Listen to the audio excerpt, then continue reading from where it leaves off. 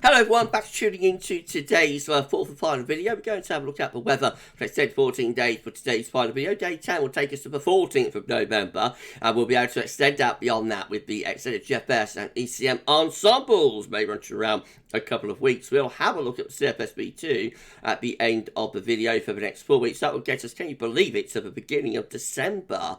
Wow. I'll get on that for you in a moment, just to say that the first video release today was our 6am UK weather forecast. We've also released the EC42 day and the weekend forecast as well. So please check out all today's videos and content. And thank you so very much, everybody, for doing that. Right, let's start off then. And we're going to begin with Central England temperature. The CET is currently sitting at 9.9, that is 3.5 degrees above 61.9 on the average. That is provisional to yesterday, to the 3rd of November. That will continue to reduce over the coming day. Pretty chilly out there this afternoon in the CET zone, so that should pull the CET down further. And I would imagine by this time next week we should be somewhere solidly in the 8s, I would have thought. Of course, where we finish by month's end remains to be seen. I'd normally do CET Saturday on the first Saturday of the month, but I'm running quite late with this one today, so we'll do CET Saturday next week, I think. These are the 500 millibar Height Anomalies flow charts from Penn State University. We've got the ECM WF on the top for next week 10 days. We've got the ECM WF on the top, and the GFS is down here. And it's on the bottom. So 500 millibars, 80,000 feet is an area in the actual high pressure, low pressure. I'll be moved around by a jet stream running above. Blue extrapolates to below average height, which is low pressure. Yellow, orange, and red above average heights, which is high pressure. As I say, these are for the 7 to 10 day time frame. You can see that the ECM placing lots of low pressure in the Atlantic and into Europe as well. There's a bit of a blocking signal up here.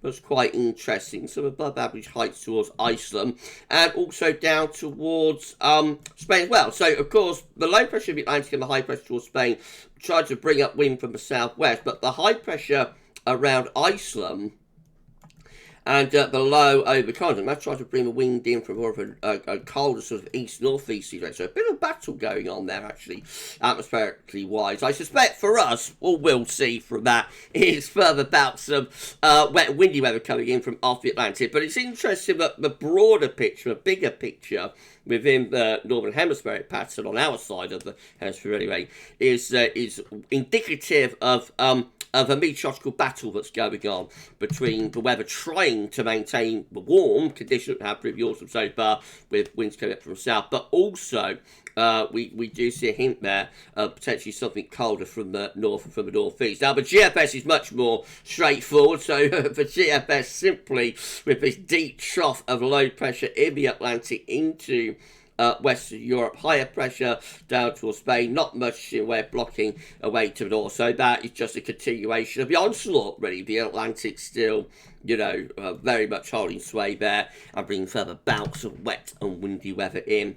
Not much more to say about that other than it looks very, very unsettled. These are the GFS upper air temperature and precipitation ensembles for the next couple of weeks. The red line is the 30-year upper air temperature average for London. So it's going up about a little bit above average today, but the upper air temperatures will be going cooler actually over the next few days until around sort of Wednesday, Thursday next week. There is a little bit of a tick up there, but that's just a warm sector with an area of low pressure. Basically, the upper air temperatures are looking set to be quite cool, I think, till the middle of next week. Then the upper air temperatures lift up, excuse me, around next weekend. That's as we bring quite a lot of low pressure from off the Atlantic. So again, warm sectors bring wet and windy weather. And then beyond that, as we go towards the middle and second half of November, holding quite close to average, but there's a lot of scatter in there. Milder ensemble members up here and colder ensemble members are down there. Precipitation wise, yes, plenty of wet weather still to come over this weekend, especially late through day and through tonight as well. Further showers, long spells, rain. Then we do have a drier slot, though, opening up from tomorrow onwards and through the open up next week. Eastern regions will be drier, with most of the showers tending to be in the west. From Wednesday onwards, it starts turning wet and windy again.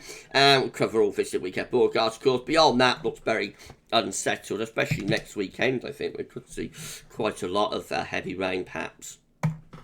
Temperature anomalies from the 4th to the 12th of November, a little bit above average. Again, despite the upper air temperature over the next week being generally slightly below par, actually the surface temperature is a little bit above average. The reason for that is that it's still an Atlantic-driven pattern, just coming from a cooler source of the Atlantic, but it's still an Atlantic-driven pattern, so we won't get the cold, frosty nights that we would need to get a colder than average temperature anomaly. Nevertheless, it's only a little bit of a deviation, so we won't be too far from average. But days probably will feel quite cool, actually, with those below average upper air temperatures. Precipitation anomalies from before 12th of November. Wetter than average for Island Wales, a little bit drier than average for East Scotland and North Eastern England, maybe. Latest Windflow Map from nullschool.net shows that we've got another area of low pressure sitting over the top of the country, particularly affecting England and Wales. So lots of heavy rain. There is some very strong winds associated with this low, but the worst of those are going into the Bay of Biscay and then on into France. So once again, we're getting away with it, really, this. So not too bad from a wind perspective, but of course we are getting the rain with this area of low pressure. Right, let's start going through the chart data then. This is how the latest UK Met Euro run is looking for midnight on Tuesday. Rather cool and showery winds in from the west-northwest, so further showers nil to cover. Slightly transient ridge bills then overnight Tuesday to Wednesday. That might give quite a cold night on Tuesday night, possibly with some frost even down to more southern areas, or ground frost anyway. But you notice the next area of low is in the Atlantic, so that sweeps through during Wednesday, brings wet and windy weather in with it, and then further low pressure pushing through Thursday to Friday. That looks quite a deep area of low pressure, probably brings gale force winds and heavy rain on Thursday, and that clears out way into Friday. And then after that, we're going to the beginning of next weekend, a slightly transient ridge trying to build from the west, but I think again it's only building up ahead of the next area of low in the Atlantic. So this low, I think, has our name on it, and so any sort of transient ridge that does try to get going will be just flattened off as that next low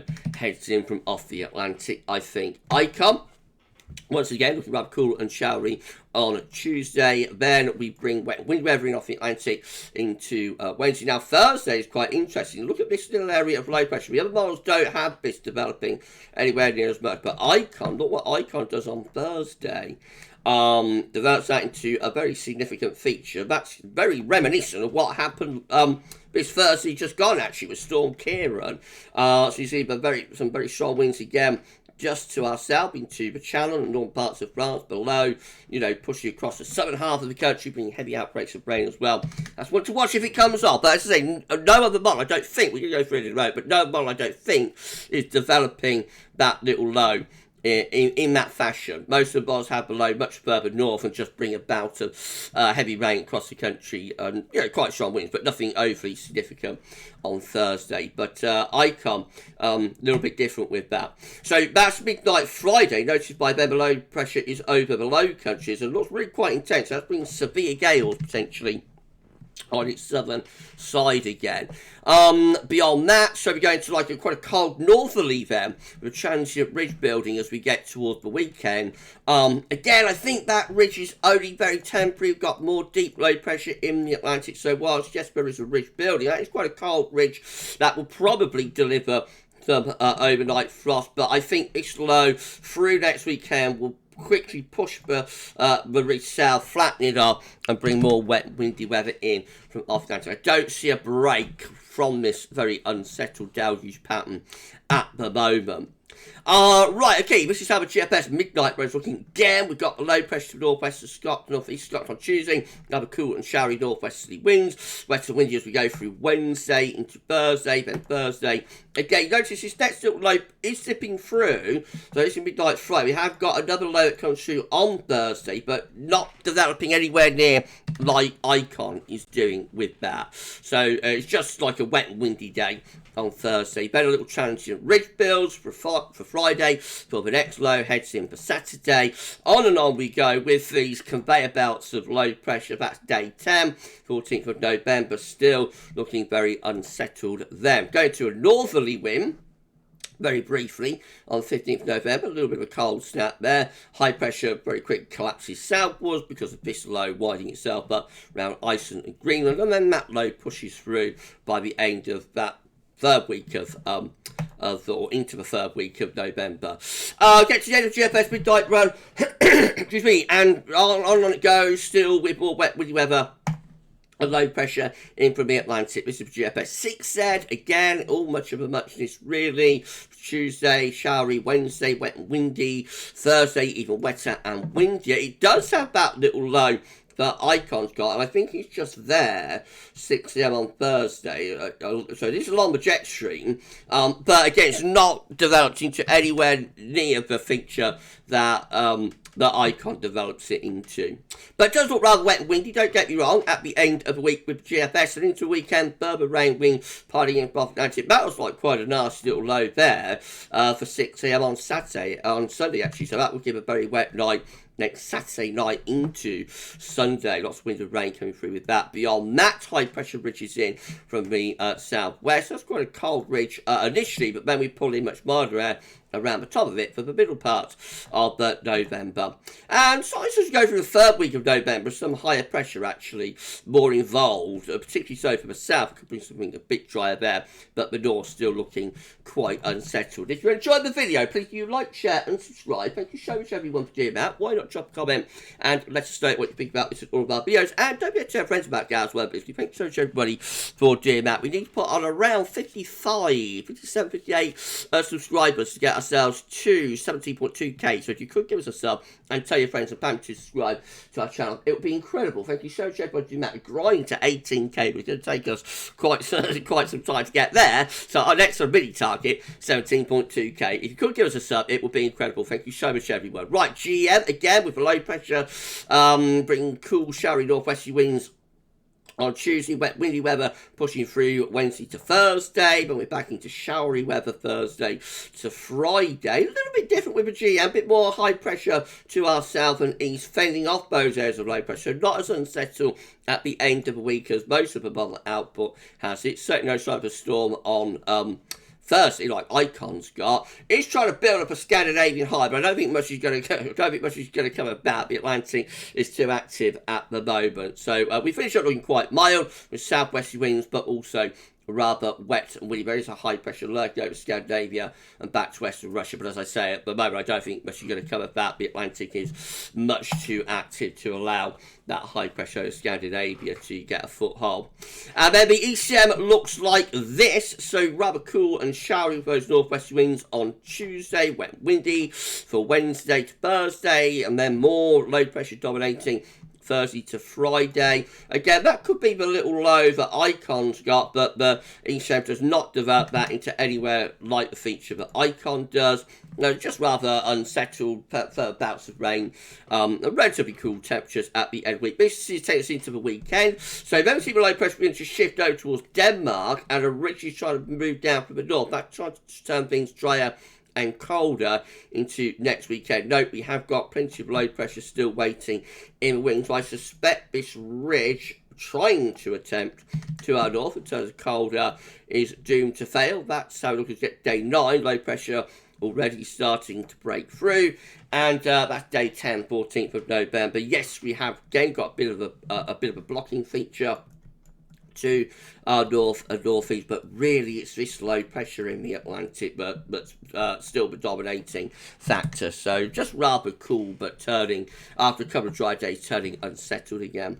This is a precipitation forecast based on that ECM run from Meteo.com. Lots of heavy rain in the south at the moment. That's those showery conditions carry on overnight as well. Into tomorrow, things will dry out. Most of the showers will affect western regions through tomorrow. And the same is true through Monday and Tuesday as well.